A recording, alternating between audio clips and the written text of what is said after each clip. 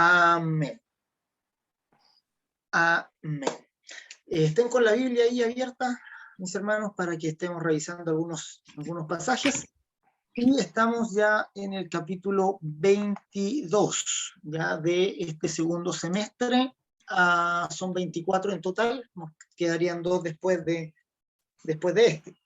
¿Ya? Y hoy vamos a revisar un lente que es muy importante porque va a trascender a toda nuestra vida, digamos, en este mundo. Es el lente que va a determinar cómo miramos la vida.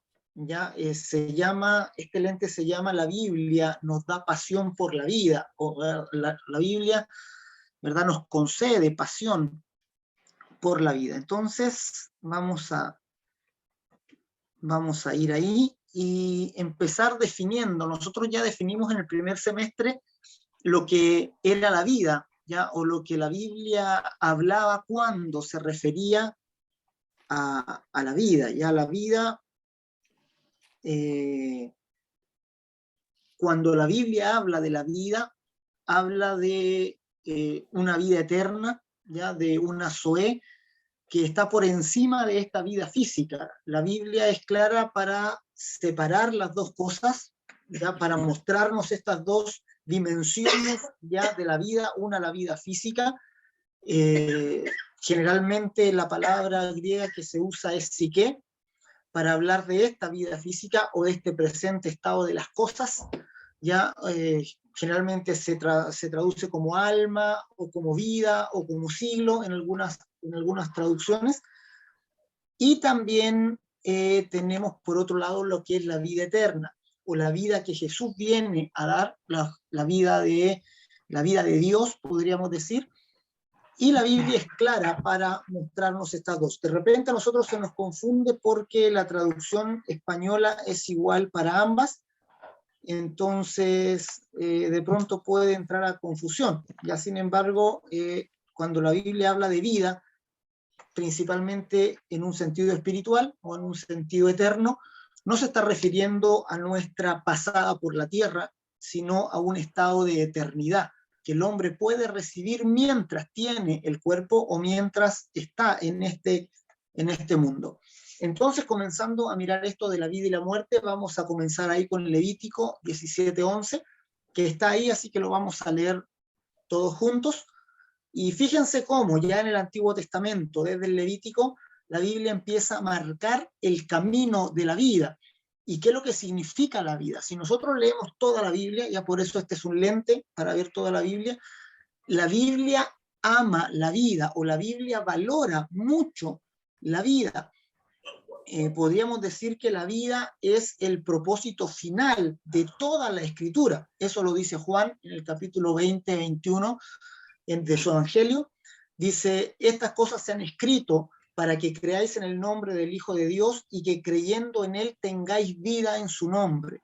Entonces toda la Escritura se resume en que tengamos vida, o nos ha sido dada la Biblia con el propósito de que tengamos la vida. Entonces la Biblia ama la vida, la Biblia busca darnos pasión por la vida, busca de alguna manera motivarnos a que alcancemos la vida.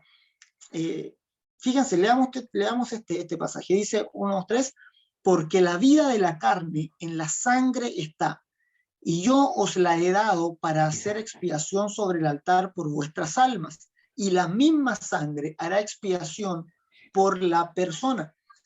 Entonces aquí ya en el Levítico se muestran o se presentan las ofrendas de animales. Entonces puede llamar la atención de por qué a Dios le gusta la sangre, por qué Dios no recibe ofrendas que no tengan sangre. ¿Se recuerdan ustedes el caso de la ofrenda de Caín y la ofrenda de Abel? La ofrenda de Caín era una ofrenda de cereal, era una ofrenda de los frutos. Sin embargo, la ofrenda de Abel era un animal, ¿verdad? Un ser con sangre y carne. Y de alguna manera Dios prefiere la ofrenda de Abel por sobre la de Caín, ya indicando de que el asunto de la ofrenda a Dios le importaba.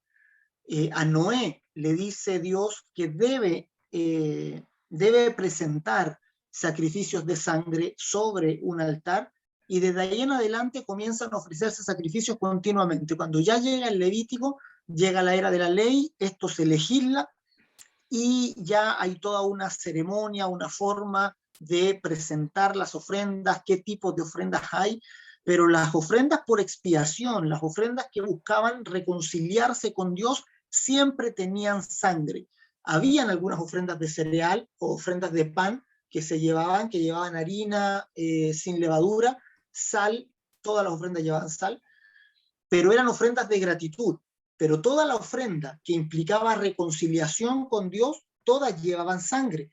Y aquí el Levítico dice que la vida de la carne en la sangre se encuentra, y que Dios nos ha dado la sangre para hacer expiación sobre el altar por nuestras almas. Entonces ya se está indicando que hay una vida oculta, hay una vida que nosotros no alcanzamos en este mundo, que se da directamente al alma y que viene por la sangre. En el tiempo de la ley, la sangre animal era el anuncio de la verdadera sangre que nos iba a dar vida, de la sangre de Cristo. Entonces, fíjense cómo se configura esto, ¿verdad? La vida de la carne está en la sangre, eso es una verdad biológica. Sabemos que un cuerpo sin sangre no puede, digamos, mantenerse vivo. Nosotros cuando se nos empieza a salir la sangre nos desesperamos, ¿verdad? Porque sabemos que hay poca y que no puede salir mucha, y que sin sangre nos morimos inmediatamente. ¿Ya? La vida del cuerpo se sustenta en la sangre. De la misma manera, la vida del espíritu, ya la vida eterna, la vida de nuestra alma, también radica en la sangre, pero no en la sangre de nuestro cuerpo, sino en la sangre de Dios. Y la sangre de Dios es la sangre que Cristo derramó por nosotros. Ya Dios se hace carne y sangre, y la sangre de Dios es la vida para el alma de todas las personas. A eso se refiere el Levítico cuando decía la vida de la carne en la sangre está anunciando que la vida del ser humano en esta tierra, la vida, digamos, o el propósito final de la vida del hombre en este mundo es alcanzar vida eterna mediante la sangre de Dios, la sangre de Cristo derramada por nosotros. De la misma manera la muerte. ¿Ya? La muerte se entiende como la separación final y total de Dios. ¿Ya? Esa es la muerte en la Escritura. ¿Ya? La muerte física es también una figura de lo que es la verdadera muerte. La Escritura, ahí en el libro de Apocalipsis, le llama la muerte segunda, que sería la muerte definitiva del ser humano. De tal manera que debemos entender nosotros siempre vida y muerte en términos espirituales.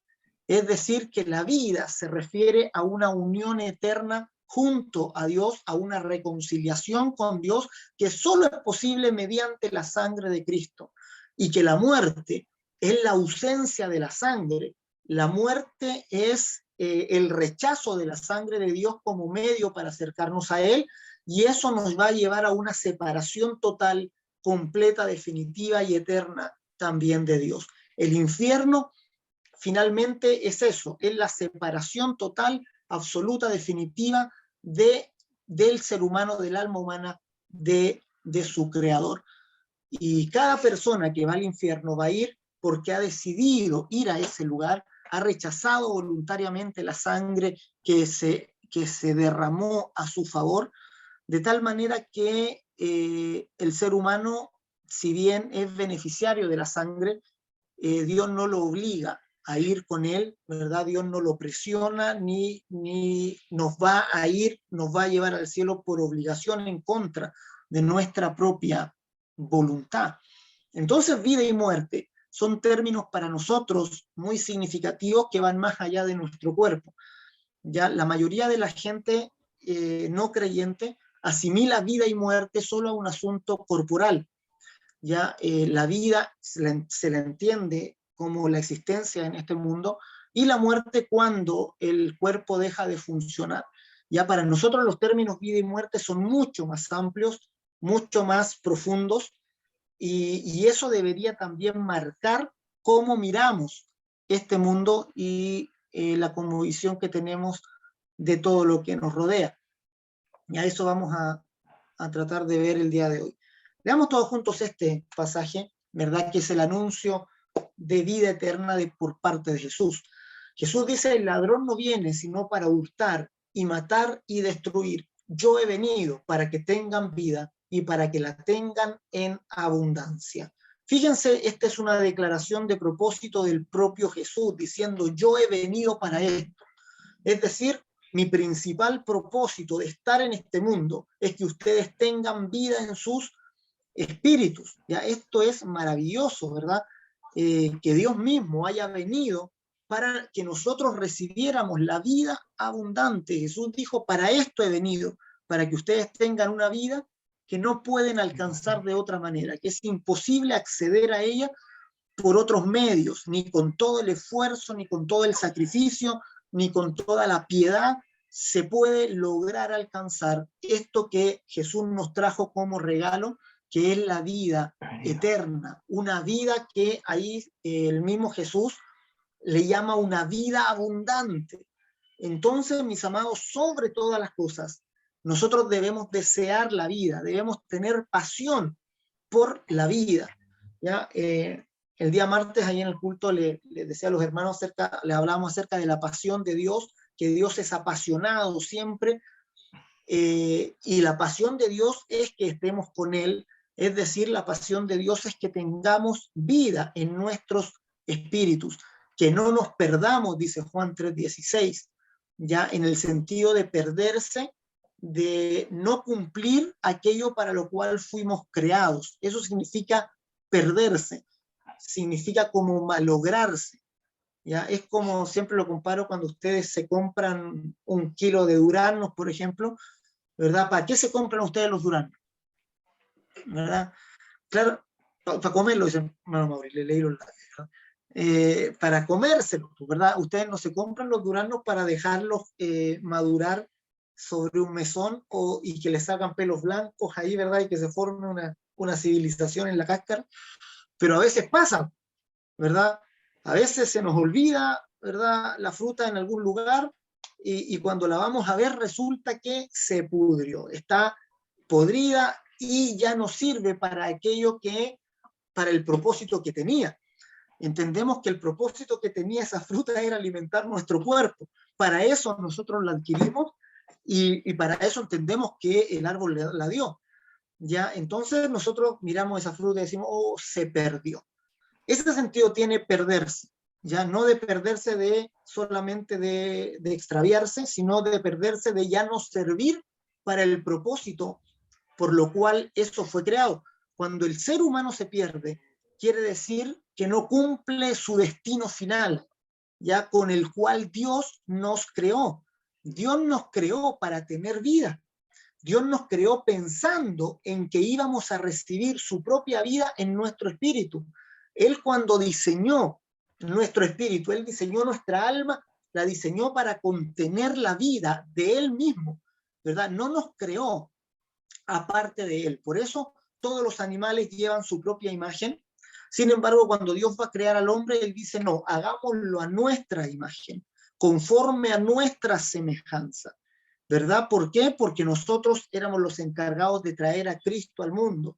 Éramos digamos, la forma, ¿verdad? En que Cristo iba a venir. Éramos la clase, la raza, digamos, que iba a compartir una naturaleza con el Hijo de Dios. Y por eso Dios también nos ama y Él decidió no desecharnos, no usarnos para después votarnos, sino usarnos para traer a su Hijo y amarnos igual que a su Hijo. Entonces, nuestro propósito es recibir la vida de Dios y aquel hombre que no la recibe, aquel ser humano que no recibe la vida de Dios mientras esté en este mundo, se pierde, en el sentido de no cumple aquello por lo cual fue creado, ¿ya? No cumple el propósito final de todo ser humano en este mundo. Y por eso Juan 3:16 dice que Dios amó de tal manera al mundo que envió a su Hijo para que ninguno se pierda, ¿ya? Para que para que la humanidad no se pierda, sino que tengan esta vida eterna y abundante que aquí la vuelve a mencionar Jesús en Juan 10:10, ¿verdad? He venido para que tengan vida y para que la tengan en abundancia. Entonces entendemos la pasión de Dios, el principal motivo de su venida es tener la vida.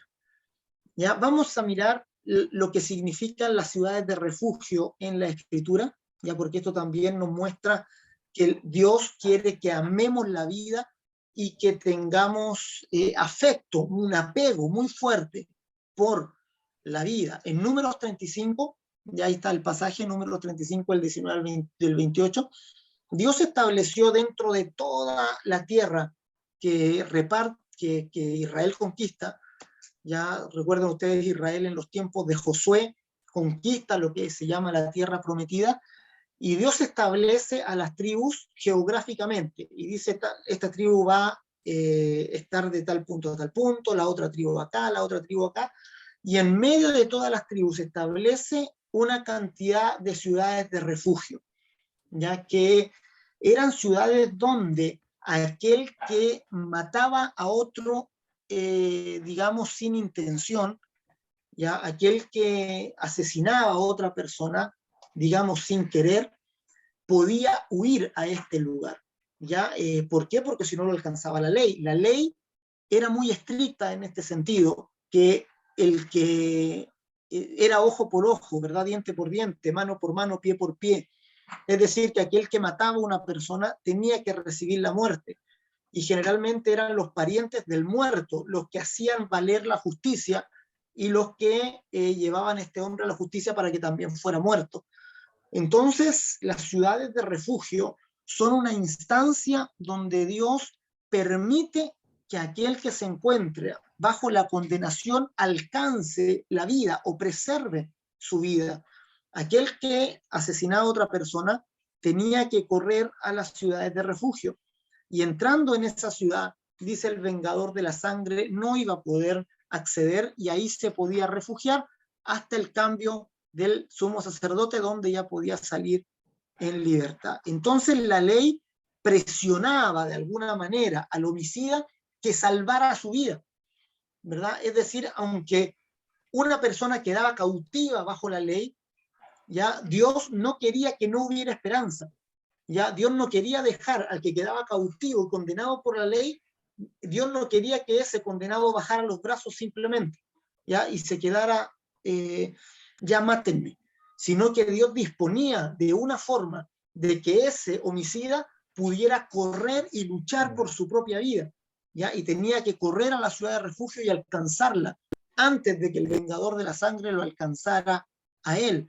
Entonces la ley perseguía al pecador, pero Dios le permitía huir, Dios le permitía arrancar y de alguna manera mantener y preservar su vida. Eso hace la ley en su totalidad. Cuando hablamos de la ley de Dios, o la ley que Dios entregó por medio de Moisés, la ley nos persigue, ¿verdad? Nos instiga para producir en nosotros un anhelo y una pasión real por la vida. La ley nos dice que nosotros deberíamos morir. La ley nos sentencia a la muerte. ¿Ya? Y eso es lo que dice Pablo, y así lo tenían que entender también todos los judíos que estudiaran la ley. ¿Ya? El problema aquí del pueblo de Israel principalmente fue que malinterpretó la ley, que la leyó mal. ¿Ya? Todo judío que leyera la ley tenía que haberse dado cuenta que estaban muertos, ya que la ley los condenaba, que eran homicidas.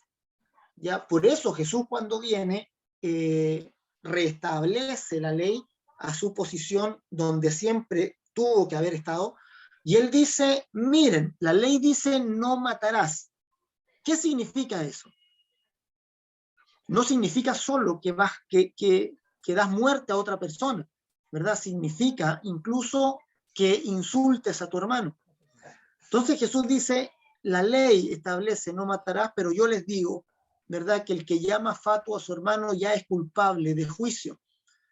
Es decir, la ley condena a todo ser humano, y cuando el judío leía la ley tenía que haberse dado cuenta, estoy muerto. ¿Y qué pasa cuando uno dice estoy muerto?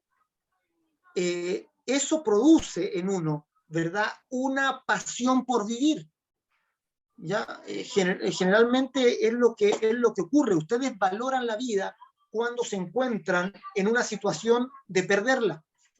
¿Ya? Cuando se encuentran seguros, a veces hasta menospreciamos la vida.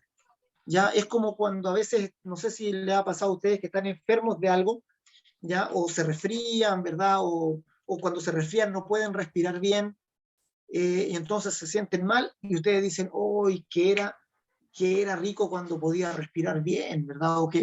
O ahí, ¿verdad?, valoran la salud, ¿verdad? Cuando están postrados y no pueden levantarse, y ustedes decían, y recuerdan ustedes cuando estaban saludables, y ustedes dicen, uy, qué maravilloso es cuando podía correr, saltar, ¿verdad? Cuando podía hacer lo que no puedo hacer ahora. Ahí uno valora la salud, ¿verdad? La ama, y la desea más todavía. Entonces, cuando uno se encuentra bajo la presión de la muerte, es cuando más valora la vida. Y la idea de la ley es producir condenación para que nosotros, nazca en nosotros una pasión por vivir, ¿verdad? Una pasión por darnos vida. Entonces, la ley es una forma de hacerlo. La ley es una forma de asegurarse, Dios mismo, de asegurarse de que vamos a valorar la vida, que Él va a manifestar por medio de su Hijo. Ya, la ley es una forma de decirnos, están condenados, van a morir, ¿verdad? Se van a ir al infierno. Y esto lo muestra la ley todas las veces, continuamente, y lamentablemente no lo hace con todos los seres, o sea, no lo hace con todos los seres humanos. Dios lo hace con un pueblo. Dios se toma como una muestra de seres humanos, el pueblo de Israel, y sobre ellos, ¿verdad?, sobre ellos descarga lo que es los resultados de la ley. Sobre ellos descarga la condenación y el castigo. Y vemos que Israel es castigado vez tras vez. Ya cuando uno lee el Antiguo Testamento, uno queda como asombrado de cuánto castigo recibe Israel.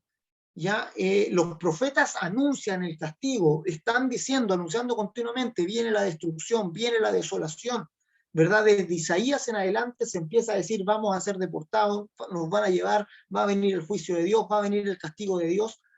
En Jeremías el castigo se cumple, ¿verdad? De frentón, viene un pueblo extranjero, lleva a Judá deportada.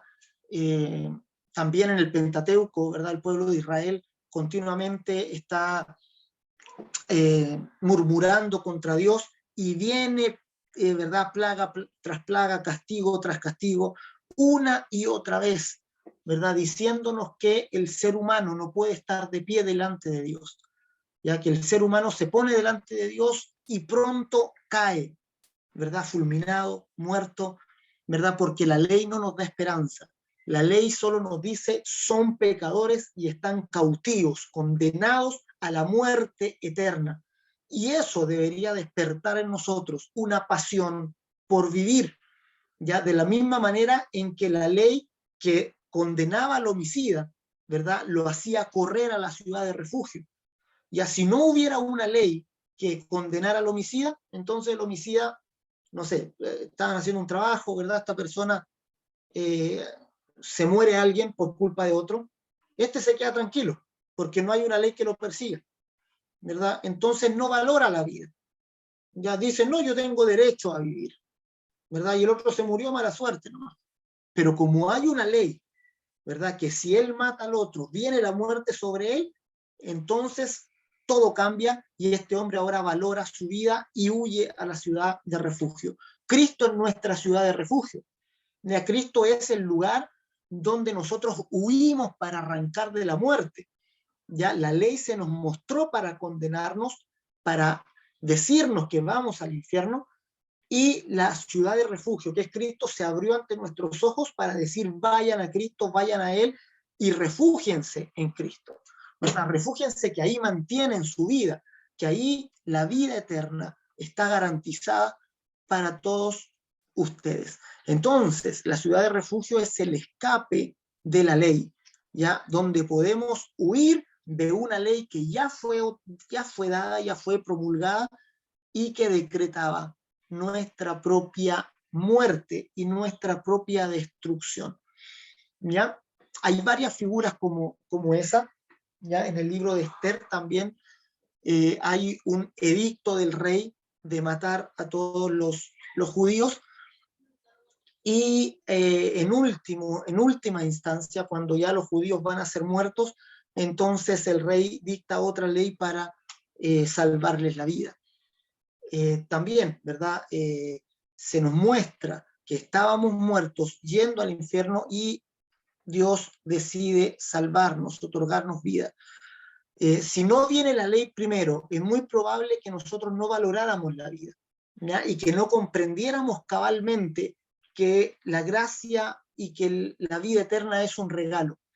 Ya hubiese sido mucho más difícil comprender que Cristo tuvo que morir por nuestro pecado. ¿Ya? Nosotros nos estaríamos preguntando ahora por qué tuvo que morir en la cruz, ¿verdad? Si era cosa de portarse bien nomás. ¿Por qué no me perdonó así nomás el Señor? Pero por la ley entendemos que nuestro pecado era tan profundo y digno de muerte que no había otra forma, ya que solo tenía que mediar la sangre para que nosotros fuéramos perdonados. Vamos a ver algunos versos que de alguna manera moldean nuestra visión acerca de la vida terrenal. Mateo 3:7, vamos a buscar ahí en la Biblia. Si la tienen ahí, ábranla y el primero que encuentre el verso lo lee. Amén. Mateo capítulo 3, verso 7. Al ver él que muchos de los fariseos y de los saduceos venían a su bautismo, les decía: generación de víboras, ¿quién os enseñó a huir de la ira venidera? Ya ven, entonces fíjense, Juan el Bautista ahí está poniendo el foco más allá de esta vida, ¿verdad? Les está diciendo y les está advirtiendo, ¿verdad? De que algo viene después de esta vida, o sea, que se enfoquen en lo que viene. Dice, ¿quién les enseñó a huir de la ira venidera? O sea, ¿quién les dijo que haciendo lo que hacen van a escapar de lo que Dios va a hacer y de la ira que se aproxima? Ya les está poniendo el foco de la visión más allá de la vida. Mateo, a ver, Mateo 11:12. Desde los días de Juan el Bautista hasta ahora, el reino de los cielos sufre violencia y los violentos lo arrebatan. ¿Verdad? El Señor Jesús también está diciendo, ¿verdad? Desde los días de Juan, el reino de los cielos sufre violencia, es decir, el reino de los cielos es como que está siendo asaltado. ¿Ya? ¿Por qué? Porque los hombres que no tenían ninguna posibilidad de entrar en este reino, ahora los hombres tienen acceso. Ahora los hombres pueden asaltar este reino, pueden entrar en él, ¿verdad? Y Jesús está diciendo desde los tiempos de Juan, desde el tiempo del anuncio del Mesías, ¿verdad? El reino de los cielos sufre violencia, es decir, hay personas que están, ¿verdad? Ahí como a punto de entrar, de cruzar por sus murallas y entrar al reino de Dios, pero son estas personas que tienen conciencia de la vida y que aman la vida y que desean la vida. Lo mismo dice Lucas 16:16. A ver si alguien lo tiene por ahí. La ley y los profetas eran hasta Juan. Desde entonces el reino de Dios es anunciado y todos se esfuerzan por entrar en él. Se fijan, entonces hay un tiempo de la ley y los profetas que es solo anuncio. Ya no están abiertas las puertas. En el tiempo de la ley y los profetas nadie puede entrar al reino de Dios. Ya ninguno es parte del reino de Dios, ninguno de los grandes profetas, ya ni de los grandes, todos, ¿verdad? Quedan fuera. Sin embargo, en el momento de que Juan el Bautista comienza a decir viene uno, se abre un tiempo, ¿verdad? Se abre esta era que conocemos como la era de la gracia, donde de alguna manera las puertas del reino de los cielos ceden para que el ser humano pueda entrar. Y el Señor Jesús dice, y todos se esfuerzan por entrar en él. Es decir, que aquel que se entiende pecador comprende que al haber una posibilidad de entrar en este reino, se va a aferrar a ella, ¿verdad? Y va a entrar por fuerza. ¿Ya? Esta es la idea de Jesús. Se esfuerzan por entrar en él. El último, a ver, Lucas 7, 28 y 29. Ya. Os digo que entre los nacidos de mujeres no hay mayor profeta que Juan el Bautista, pero el más pequeño en el reino de Dios es mayor que él. Y todo el pueblo y los publicanos, cuando lo oyeron, justificaron a Dios, bautizándose con el bautismo de Juan. ¿Verdad? Entonces, tenemos esta ilustración que desde Juan el Bautista hay un acceso que es muy deseable para los hombres, que aquel que lo entiende va a dar su vida por hacer ingreso a este reino. Es semejante, ¿verdad?, también a la parábola del tesoro escondido en el campo. ¿Se recuerdan? Que Jesús dijo, el reino de los cielos es como un tesoro escondido en un campo, el cual un hombre halla, y gozoso va y vende todo lo que tiene y compra aquel campo. Entonces, el reino de los cielos, que es la vida eterna, ¿verdad? Los sinópticos, Mateo, Marcos y Lucas, nos muestran la vida eterna como el reino de los cielos. Ya ocupan esta expresión para hablar de la vida eterna. Juan es más directo. Juan no habla del reino de Dios ni del reino de los cielos. Juan habla directamente de la vida eterna. Ya obtengan vida eterna. Los sinópticos, ¿verdad?, nos muestran la vida eterna como una figura, como un reino. Y dicen, entren al reino de los cielos. Viene el reino de los cielos. Venga a nosotros tu reino. Sin embargo, Juan dice, tengan la vida eterna. ¿Verdad? Él ha venido para darles vida y vida en abundancia. El que tiene al Hijo tiene la vida, el que no tiene al Hijo no verá la vida, sino la ira de Dios está sobre él. Entonces, lo que los sinópticos hablan del reino de los cielos o del reino de Dios, Juan directamente habla de vida eterna. Ya sin embargo es lo mismo, es entrar a la vida de Dios, ¿verdad? La oportunidad que se ha abierto para entrar a la vida de Dios, y aquel que lo comprende es capaz de dar todo por esa vida. Ya, eso es lo que tenemos que comprender. Esa es la pasión que debe gobernar nuestros corazones. Ya, realmente cuando ustedes ven que alguien dice creer en Jesús, ¿verdad? Y dice creer en el reino de Dios, pero no es capaz de dejar todo por ese reino, entonces claramente no ha visto bien. Ya claramente todavía está muy corto de vista. Porque aquel que comprende el reino es capaz de dejar todo por ese reino. Ya es capaz de, dice, en la parábola del tesoro escondido, dice, gozoso vende todo lo que tiene y compra aquel campo. Entonces, este hombre era un loco cuando cualquier persona lo veía, vendiendo todas sus cosas, todas sus posesiones, y comprando un campo que seguramente no parecía tener mucho valor. Pero para este hombre ese campo tenía más valor que todas sus posesiones juntas. De la misma manera, cuando nosotros vemos el reino de Dios, entendemos que el reino tiene más valor que toda nuestra vida en la tierra, ya que toda nuestra existencia en este mundo, ya que bien vale la pena gastar toda la vida o digamos de alguna forma echar por la borda toda nuestra vida por ganar el reino de los cielos.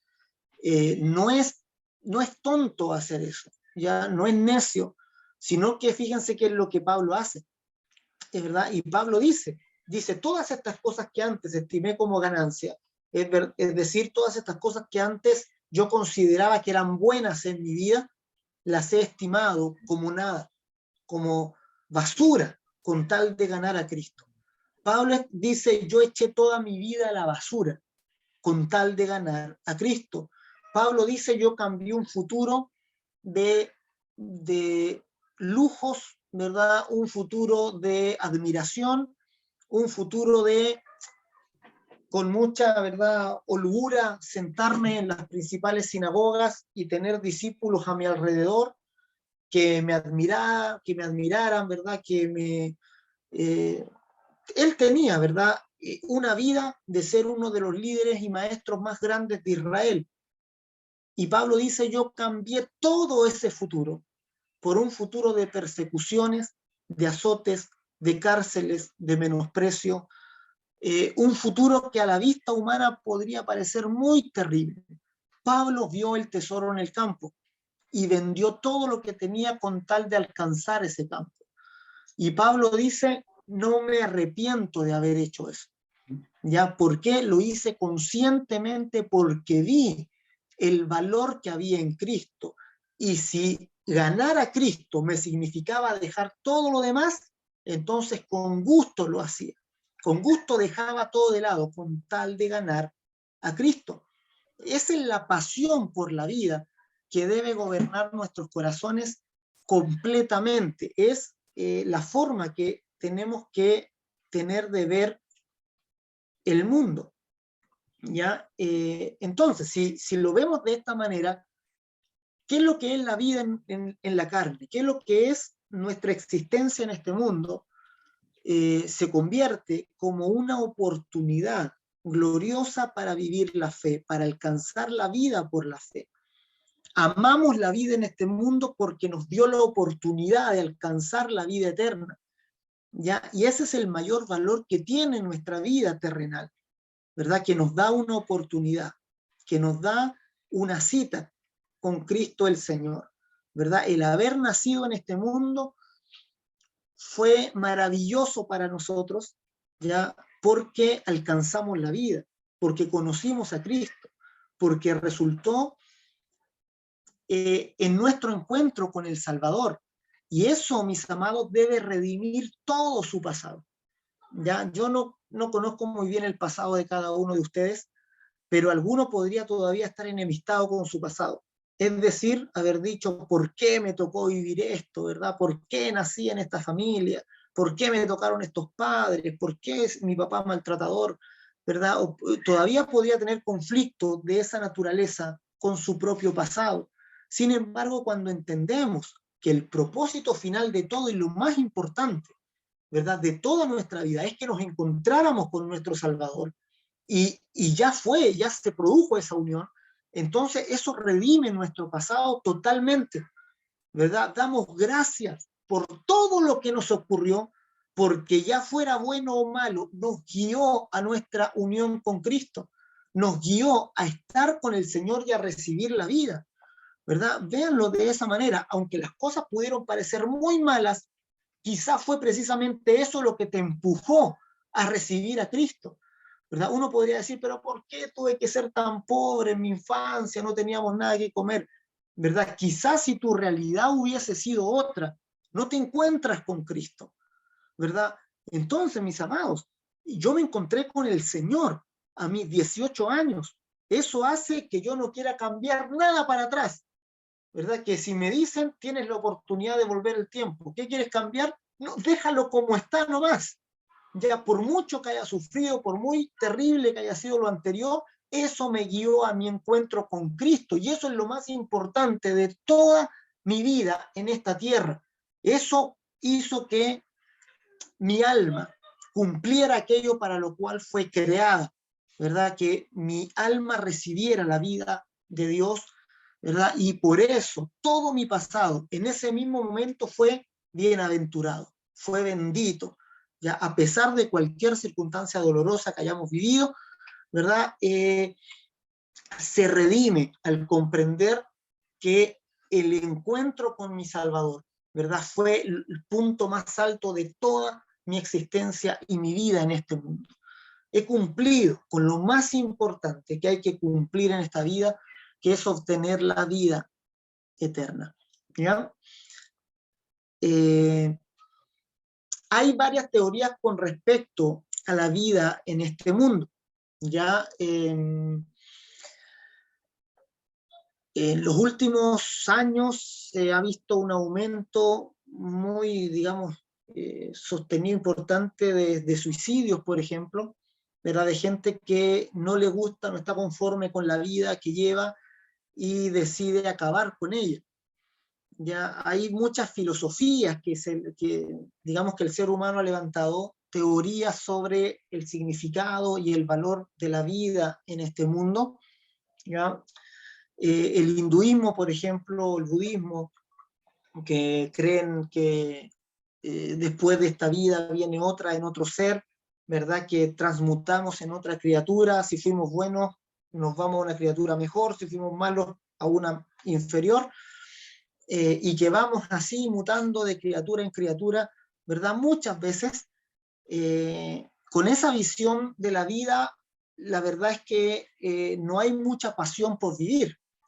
Ya, es más, si naciste pobre, ojalá acabe más pronto tu vida, ya, porque para que pase a otro estado, el ateísmo también es una forma de ver la vida, una forma materialista de ver la vida, en donde solo tenemos lo que nos alcanzan los años en este mundo.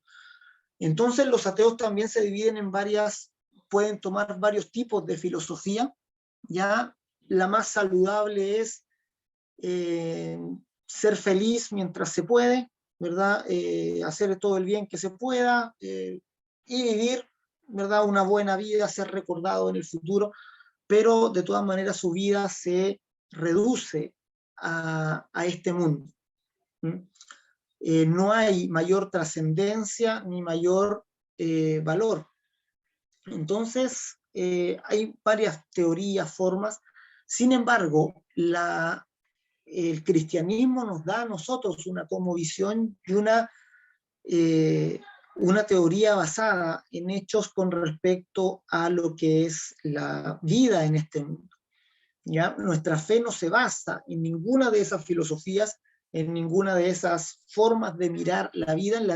En la época de Jesús habían, principalmente los griegos tenían formas de mirar la vida. Ahí está el ejemplo de estoicos o epicúreos, por ejemplo, que para los epicúreos, por ejemplo, el fin de la vida era el placer, era el pasarlo bien, era el gozar, entendiéndolo, no eran libertinos, ¿ya? Sino que ellos entendían el placer como algo superior. Entonces, muchas veces negaban a cosas con tal de obtener un placer más grande, y los estoicos también, que, ¿verdad? Ellos era el soportar el sufrimiento su mayor virtud. Por eso ahora se dice, ¿verdad? Soportó estoicamente el hermano, ¿verdad? Porque los estoicos nunca se movían de su posición, ellos soportaban todo lo que venía, ¿ya? Y no hacían caso, digamos, de lo que pudieran sentir en las distintas situaciones. Son teorías, ya, con respecto a la vida en esta tierra, y nosotros deberíamos inspeccionarnos ahora, ya, porque este lente debería cambiar nuestra mente en lo que pensamos de esta vida, ya, porque a veces nosotros tomamos de las teorías que nos rodean, ya, y a veces lo que nosotros pensamos de esta vida en la tierra es un conjunto de lo que hemos pellizcado de muchas teorías, ¿ya? Hay una teoría, por ejemplo, que es la más loca, que es que Pablo lo traduce como en comamos y bebamos que mañana moriremos. Es decir, como trata de hacer todo lo que puedas, de viajar todo lo que puedas, de disfrutar todo lo que puedas, porque la vida se acaba y no hay otra. ¿Ya? ¿Han escuchado esa canción que solo se vive una vez? ¿Ya? Azúcar Moreno se llama la hermana, parece. ¿Verdad? ¿Verdad? Esas son canciones que incitan que tienen esa filosofía de vida, ¿verdad? De haz todo lo que puedas, ¿verdad? Vive todas las experiencias posibles porque hay una sola vida y se está acabando. Entonces, claramente, si nos basamos en esa filosofía, vamos a sufrir mucho, ¿ya? Vamos a sufrir mucho porque son muchas cosas las que nos estamos perdiendo. Imagínense ustedes, ahora están frente a un computador, ¿verdad? Recibiendo una lección en vez de estar disfrutando la vida. Hay muchas cosas que no vamos a hacer, ¿ya? Y que no vamos a experimentar, muchos lugares que no vamos a conocer.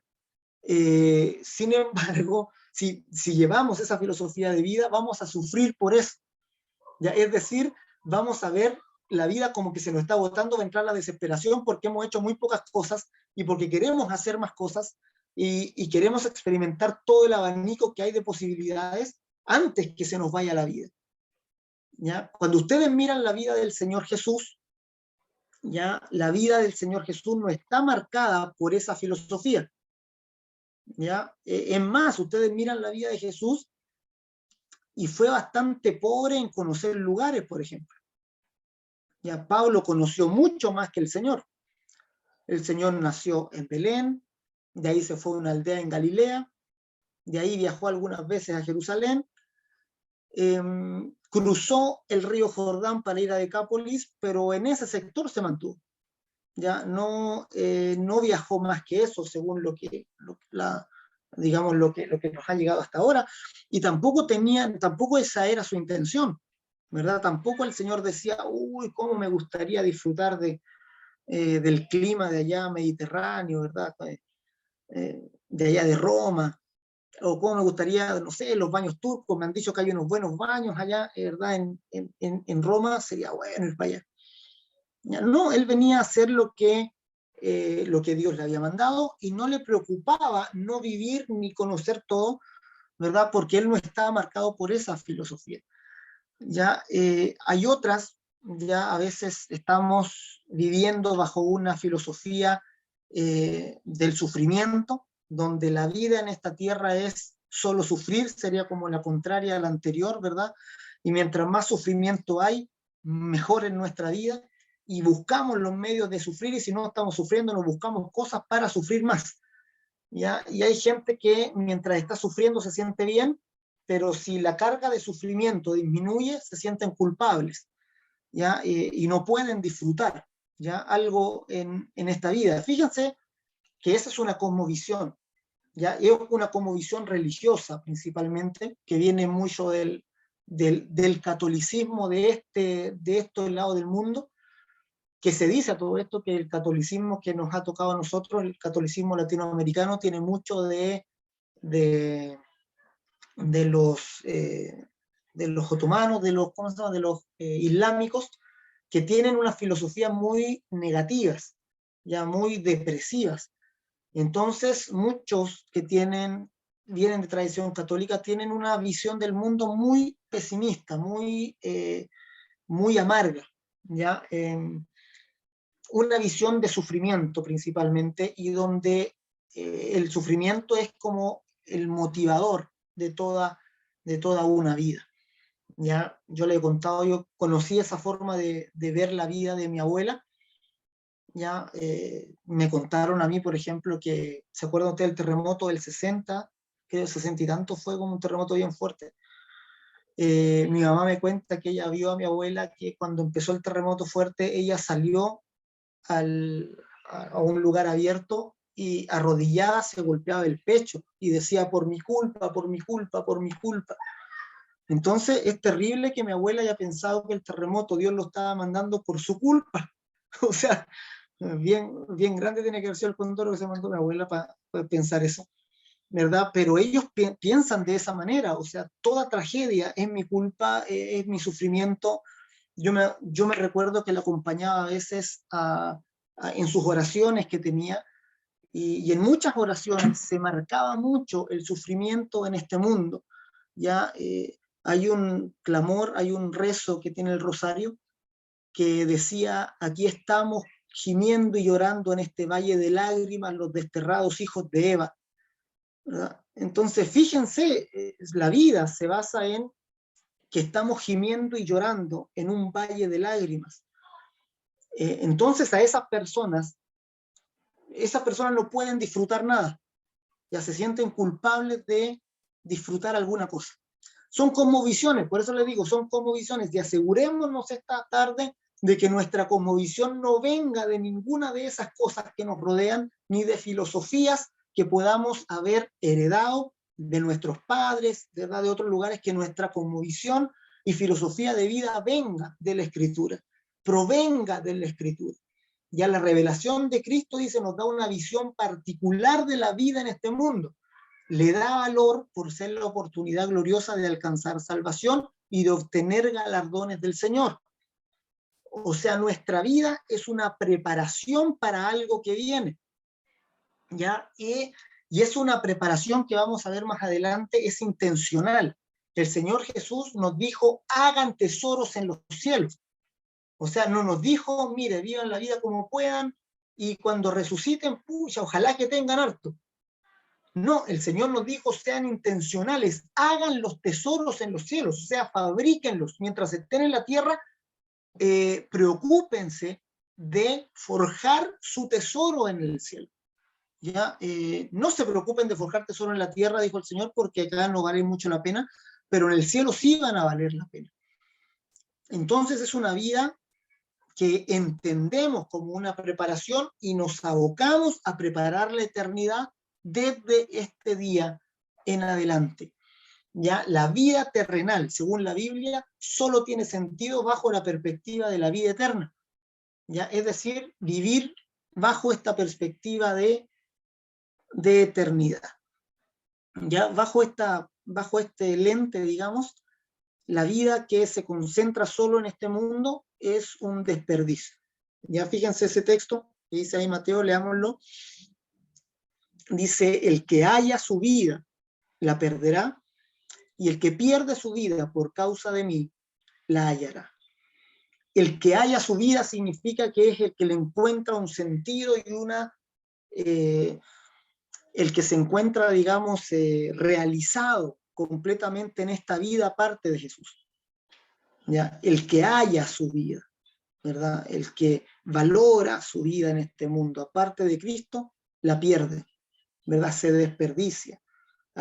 Según la mirada del Señor, que tiene una visión eterna, ¿verdad? No ganó nada. ¿Ya? Es un total desperdicio. ¿Ya? Pero el que pierde su vida por causa de mí, ese la encontrará. ¿Ya? Entonces, vamos a ver rápidamente algunos puntos de cómo debe ser nuestra visión de la vida en este mundo, de la vida en esta tierra. En primer lugar, la vida tiene una meta. Ya nuestra vida, nuestro propósito de vivir en este mundo tiene una meta clara, que es que seamos para alabanza de la gloria de su gracia, ya para alabanza de Dios. Ya Efesios 1:6, ya leámoslo todos juntos, dice 1:3, para alabanza de la gloria de su gracia con la cual nos hizo aceptos en el amado. Ya apréndanse esta expresión, para alabanza de la gloria de su gracia. ¿Ya? Porque ni siquiera es para la gloria de Dios. Yo he visto varios que enseñan y dicen, vivan para la gloria de Dios. ¿Ya? Como que acotan esta expresión y dicen, vivan para la gloria de Dios. ¿Ya? Pero eso no es muy específico todavía. ¿Ya? Algunos piensan que es tener éxito y cuando tenga éxito digo, Dios lo hizo. ¿Ya? Como un futbolista por ahí que hacía un gol y hacía hacia arriba, ¿verdad? Como que Dios había sido el autor.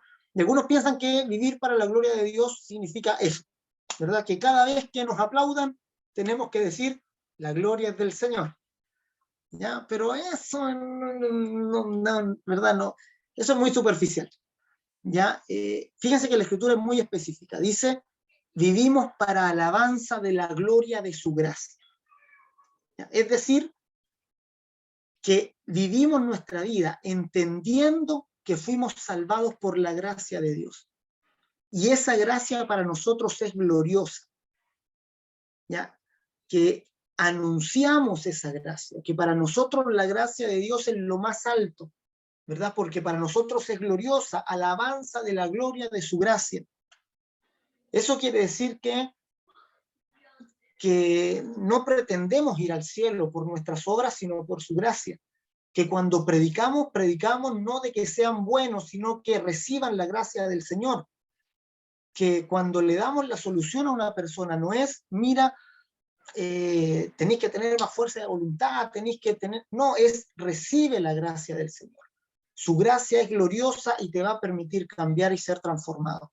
Ya, para la alabanza de la gloria de su gracia, la cual nos hizo aceptos en el amado. Fuimos aceptados por esa gloriosa gracia. Entonces nuestra vida debe publicar esa gracia, debe servir para que todos admiren la gracia de Dios a través de nuestra vida. ¿Ya? Esa es nuestra meta. ¿Ya? Pónganlo ustedes como meta principal, ¿verdad? La meta de mi vida va a ser convertirme en alguien ¿verdad? Que sirva para alabanza de la gloria de su gracia. Es decir, alguien que ha recibido el perdón por esa gracia. La vida, en segundo lugar, ha de vivirse con certeza y convicción. Ya, fíjense lo que dice Efesios 4:14, para que ya no seamos niños fluctuantes, dice la Escritura, ¿verdad? Es decir, tenemos que vivir con certeza y convicción de lo que hemos creído, ya que si hemos creído en algo, nos aferramos a esa fe, a esa certeza y caminamos por fe, ya que no pensamos un día una cosa y el otro día otra, y Pablo dice a algunos, les enseñan algo y se van para allá, después les enseñan otra cosa y se van para acá, y parecen niños fluctuantes, ¿ya? ¿Por qué? Porque el niño, al ser tan fácilmente influenciable, ¿verdad? Va a pensar una cosa y el otro día otra, y después le van a decir otra cosa y se va a ir para allá, etc. ¿Ya? Llevados, dice, de aquí para allá, por todo viento de enseñanza, de doctrina. En tercer lugar, la vida se debe vivir con paciencia y diligencia. ¿Ya? Hebreos 6:12. ¿Ya? Fíjense, complementar paciencia y diligencia no siempre es fácil, ¿ya? Diligencia es no ser perezoso, ¿verdad? No dejar que se nos pase la vida así nomás, ¿verdad? Pero paciencia significa ser constante, ¿ya? Y muchas veces aprender a esperar lo que viene y aprender a esperar el tiempo propicio. Ya, paciencia y diligencia deben fundirse en nuestro modo de ver la vida. Hebreos 6:12 dice, a fin de que no os hagáis perezosos, sino imitadores de aquellos que por la fe y la paciencia heredan las promesas.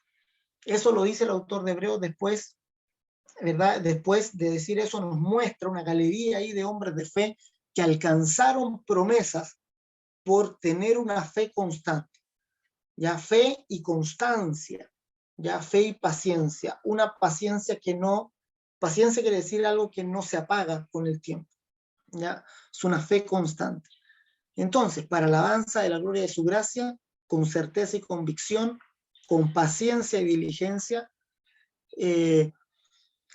nuestra vida, fíjense, debe ser una imitación de la vida de Cristo, en el sentido de que debemos amar mucho nuestra preparación. Ya debe ser aquí, dice, como un iceberg, en el sentido, fíjense que la vida del Señor Jesús fueron 30 años de preparación para 3 años de servicio. ¿Ya? Es más abismante si nos vamos a la vida de Moisés, por ejemplo, ¿ya? Que fueron 80 años de preparación. ¿Ya? 80 años Dios preparándolo, y a los 80 años lo llama para el servicio. ¿Ya? Entonces, debemos entender que Dios nos va a meter por procesos, ¿ya? Y los procesos de Dios son a largo plazo. Entonces, no debemos desesperarnos, ¿ya? En la vida queriendo resultados inmediatos. ¿Ya? A eso se refiere este punto.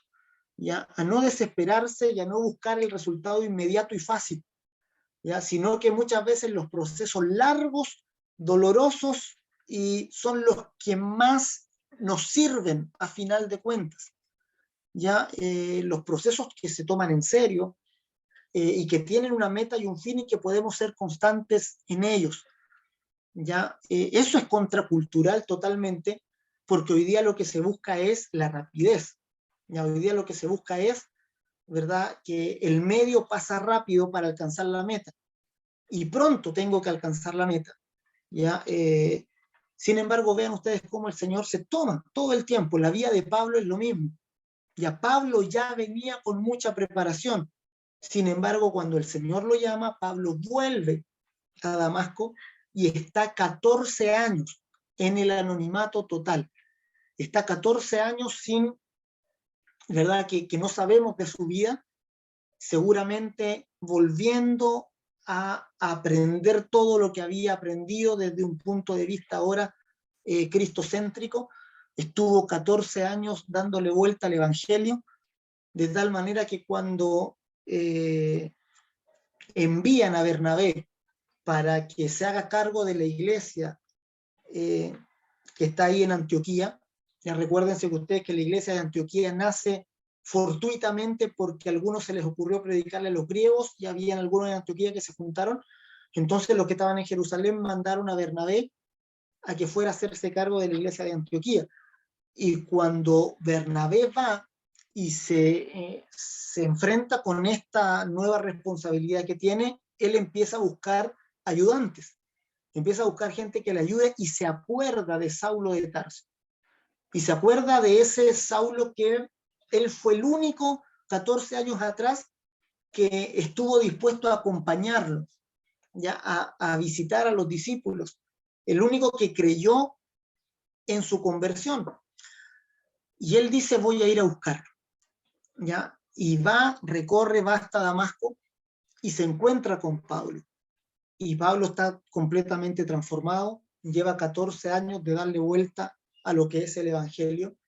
Y lo más seguro es que todos los argumentos maravillosos que tenemos en las epístolas de Pablo fueron frutos de esos 14 años, ¿ya? Donde él estuvo sin tener una función importante en la iglesia, dándole vuelta al Evangelio, ¿verdad? Una y otra vez, revisando la ley de Moisés, mirando verso por verso, mirando a Cristo en todos los lugares, ¿verdad? De tal manera que cuando Pablo llega a la iglesia de Antioquía, produce una revolución con su enseñanza. Lo que tenía para dar era tanto que la iglesia de Antioquía creció y se fortaleció incluso más que la iglesia de Jerusalén, ¿verdad? Y se fortaleció tanto que al poco tiempo, nos dice, habían profetas, habían maestros en Antioquía por montón, y ahí el Espíritu Santo aparta a Pablo y a Bernabé para que vayan a las misiones, y Antioquía es la primera en enviar misioneros, no Jerusalén. Entonces, se fijan, vale la pena los procesos largos, vale la pena la maduración de lo que Dios nos ha dado a lo largo del tiempo. ¿Ya? En ese sentido, ¿verdad? Les bendigo porque están tomando clases que son a largo plazo. ¿Ya? Muchos de ustedes tomaron IBB también, ¿verdad? Que fueron procesos de 3 años que no muchos aguantan, ya que muchos después del año ya se aburren y buscan otra cosa. Y en último lugar, la vida debe vivirse con perspectiva de la eternidad, ¿ya? Y que es lo que conversábamos anteriormente. ¿Quién nos separará del amor de Cristo? ¿Tribulación o angustia o persecución o hambre o desnudez o peligro o espada? ¿Verdad? Esta es la conciencia de la eternidad. Que viva lo que viva, experimente lo que experimente en este mundo, nada me puede separar del amor de Cristo. Por tanto, vivo una vida victoriosa, aunque las circunstancias digan lo contrario, ¿verdad? Soy victorioso por lo que Cristo hizo por mí, por lo que he recibido de Él. Ahí está mi victoria, ¿verdad? En que el amor de Cristo está conmigo y el amor de Cristo es la vida eterna. Entonces, vivir con perspectiva de la eternidad va a hacer que no nos agotemos en este mundo, ya que no nos cansemos hasta desmayar. El Señor Jesús dijo, aprendan de mí que soy manso y humilde de corazón, hay en descanso para su alma, y va a permitir que vivamos vidas gozosas, alegres, ¿verdad? No importa las circunstancias o las realidades que tengamos que experimentar, ¿ya? O que tengamos que vivir. Por eso puede ser feliz alguien que tenga mucha necesidad, y alguien que viva y que sea pobre, o puede vivir feliz alguien con muchas posesiones de la misma manera, ¿ya? El Señor Jesús dijo, la vida del hombre no se basa, no es, ¿verdad? Los bienes que posee, ¿verdad? La vida del hombre no es las cosas que puede atesorar en este mundo. Así que no pierdan su vida en eso, sino que vivan con perspectiva de la eternidad, ya sabiendo que ya tienen lo más grande que pudieran haber obtenido en este mundo, y ahora hay que sacarle provecho a eso. Los años que nos quedan, tenemos que hacer tesoros en los cielos, galardones, ¿verdad? Que no se envejezca, sacos que no se rompan, dice el Señor, ¿verdad? Hagamos tesoros en los cielos. Ya busquemos buen testimonio en la eternidad. Ya cuando sean tentados, ¿verdad? Y estén pensando entre caer en la tentación o no, piensen, ¿verdad? ¿Qué se va a decir de mí en el cielo, ¿verdad? ¿Qué testimonio voy a tener en la eternidad? ¿Verdad? Bienaventurado el que soporta la tentación, ¿verdad? Bienaventurado aquel que tiene victoria por su fe.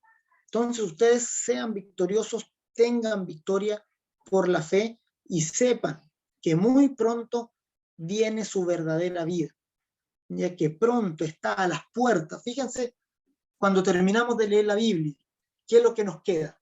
¿Ya? La Biblia está diseñada para darnos vida. Y cuando terminamos de leer Apocalipsis, ¿qué palabras nos quedan como el gusto? Nos queda precisamente la palabra pronto, ¿verdad? El Señor en su último mensaje, ¿verdad? Y el último capítulo de Apocalipsis, aquí vengo pronto y mi galardón conmigo, ¿verdad? Pronto viene. Y dice, y la novia, ¿verdad? Y el espíritu y la novia dicen, ven. Y todo el que lea las palabras de esta profecía también digan, ven. Y dice, sí, ven Señor Jesús. Y ahí cierra. Maravilloso, ¿verdad? El cierre de la Biblia es maravilloso, es genial, ¿verdad? Se cierra, ven Señor Jesús, ¿verdad? Nuestro encuentro con Él, inminente, ¿verdad? Terminamos de leer la Biblia y parece que ya está, ¿verdad? Viene el Señor, pronto he de venir, dice el Señor. Así que, mis amados, tengamos conciencia en este mundo, miremos con una visión de eternidad todas las tareas que tenemos por delante para que las hagamos con alegría, con gozo, con satisfacción y con esa tranquilidad y gozo de que ya tenemos la vida en nosotros y eso nadie ni nada la puede arrebatar. Nada ni ninguna cosa en este mundo nos puede separar del amor de Dios que es en Cristo Jesús. Vamos a orar, mis amados. Ya oremos. Pidamos que este lente cale profundamente en nuestro espíritu, que nos dé una visión de la vida, una visión de la pasión que tenemos que tener de la vida eterna, ya que el Señor, pidamos, Señor, danos pasión por la vida, danos anhelo por la vida, que podamos valorar esta vida que hemos recibido de parte de Dios. Oramos, Padre, en el nombre de Jesús, te damos gracias, Señor, porque tú apareciste para darnos vida y vida abundante. Señor, te damos gracias porque tú echaste fuera la condenación, la muerte, porque tú, Señor, llevaste cautiva la cautividad, porque tú, Señor Jesús, nos diste vida nueva y abundante. Señor, ayúdanos a valorar esa vida en este mundo, que nada sea más importante, Señor, que aquello que ya hemos alcanzado por la fe. Señor, que recordemos tu sacrificio cada día de nuestra vida y vivamos bajo la visión de los redimidos, de aquellos que fueron perdonados, de aquellos que fueron, Señor, salvados de pura gracia, de aquellos, Señor, que no tenían ningún mérito, que merecían la muerte, que merecíamos la condenación, la separación eterna en el infierno, mas tú, Señor, nos has dado vida eterna, abundante, gloriosa, Señor, y nos has hecho participar contigo en tu reino. Permítenos vivir en este mundo, Señor, con esa visión, que podamos ser diligentes, que podamos ser pacientes, que podamos, Señor, ser determinantes también en vivir la vida de fe. Señor, ayúdanos, danos sabiduría, concédenos la gracia para poder vivir en este mundo glorificando tu nombre, que podamos ser para alabanza de la gloria de tu gracia todos los días de nuestra vida. Te bendecimos, Señor, en el nombre de Jesús. Amén y amén. Aleluya. Vamos a